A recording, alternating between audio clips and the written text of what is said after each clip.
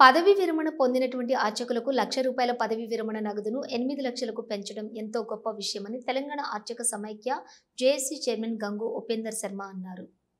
వరంగల్ నగరంలోని ధార్మిక భవన్ ప్రాంగణంలో అర్చకుల పదవీ విరమణ నగదును పెంచడాన్ని హర్షిస్తూ రాష్ట్ర పర్యావరణ, అటవీ మరియు దేవాదాయ శాఖ మంత్రి సురేఖ ముఖ్యమంత్రి రేవంత్ రెడ్డి చిత్రపటాలకు పాలాభిషేకం నిర్వహించారు.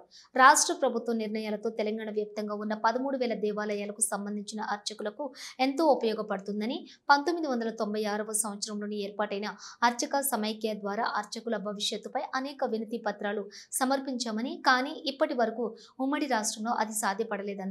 ఎన్నో సంవత్సరాల పోరాటం తర్వాత రాష్ట్ర ప్రభుత్వం చొరవ తీసుకుని అర్చకులకు మేలు చేసే నిర్ణయం తీసుకున్నందుకు కృతజ్ఞతలు తెలుపుతున్నామని గంగు ఉపేంద్ర శర్మ తెలిపారు.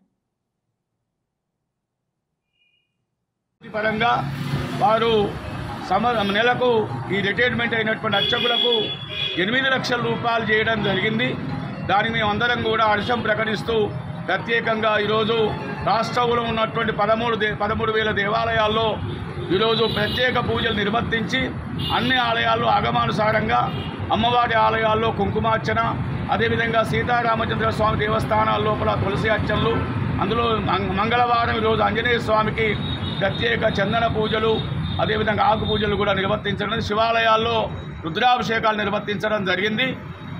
కాబట్టి ఈ ప్రభుత్వం అనేక సంక్షేమ ధూపదీప నైవేద్య అర్చకులకు కూడా ఈరోజు వారికి 5 లక్షల రూపాయలు బెనిఫిట్ అయ్యే విధంగా ప్రభుత్వం ప్రకటించింది. అదేవిధంగా చనిపోతే కూడా గతంలో 20,000 రూపాయలు ఇచ్చేది 30,000 రూపాయలు చేయడం జరిగింది. ఉపనయనాలకు కూడా 50,000 రూపాయలు చెల్లించడం జరుగుతుంది. అదేవిధంగా అర్చకులు ఇళ్ల నిర్మాణం చేసుకుంటే 5 లక్షలు కనుక లోన్ తీసుకునేది అంటే ప్రభుత్వమే ప్రత్యేకంగా దాన్ని వడ్డీ కూడా కట్టడానికి ఏర్పాటు చేయడం జరిగింది.